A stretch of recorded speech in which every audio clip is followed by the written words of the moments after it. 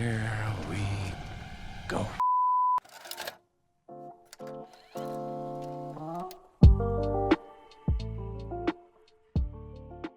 Coming off of the great previous trilogy of Planet of the Apes movies, I think it was easy to say that I, like many, was excited for another film in this franchise. Of course, there was a bit of hesitancy going into it because the creatives behind those original movies aren't returning. You don't have someone like Matt Reeves back in the director's chair. This time you have Wes Ball. And it is another first movie in what is hoping to be, I'm sure, a trilogy. So you're introduced to new characters, new story, all that good stuff. I came out of Kingdom of the Planet of the Apes, unfortunately, extremely disappointed, and I'll get to why in a second. But as we get into the rest of this review, be sure to hit that like and subscribe button and comment down below your thoughts or expectations on the movie. The movie starts off very slow, and I don't think that the movie ever truly gets going. I kept waiting and waiting and waiting for myself to get invested, but it just never happened. The number one positive for the movie is that you're going into it expecting it to look great, and it looks visually great, no doubt. How visual effects artists continue to make these Planet of the Apes movies look so ultra realistic. It's quite scary in all honesty, but major props to them. But that's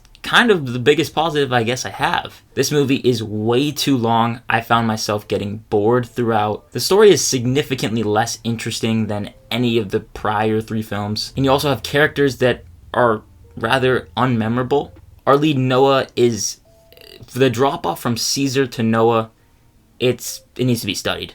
I understand it's extremely hard because Caesar is, quite honestly, so critically acclaimed both by general audiences and critics, and I personally would go as far as to say that he's one of the better characters we've seen in fiction, in all honesty. And Noah just doesn't hold a candle to him. I don't think any of the actors do a poor job. Owen Teague does his best. You have someone like Kevin Durand who is trying to be an opposing foe. I didn't really find him to be all that intimidating. And that's not Durand's fault, rather the fact that the writing is just weak. There's also barely any effective tension created. I think I found myself maybe getting a little bit on edge in one sequence. But how do you want me to get invested in the story if you're going to do a poor job at just creating tension, which is one of the key things I feel to get invested? This is also the first time in a Planet of the Apes movie where I've ever thought to myself, this feels like a nature documentary at times. There's just not much going on for a couple longer portions of the movie, especially in the first hour,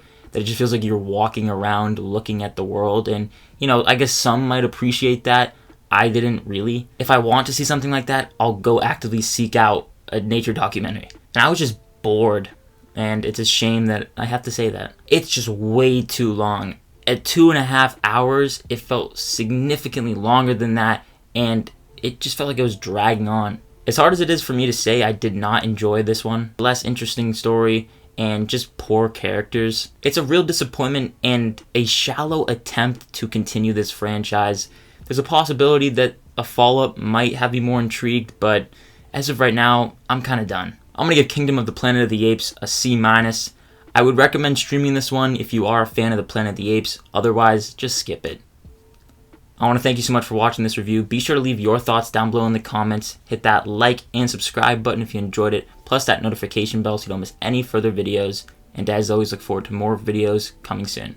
My name is Ben. People call me Meter, and I'll see you guys in the next one.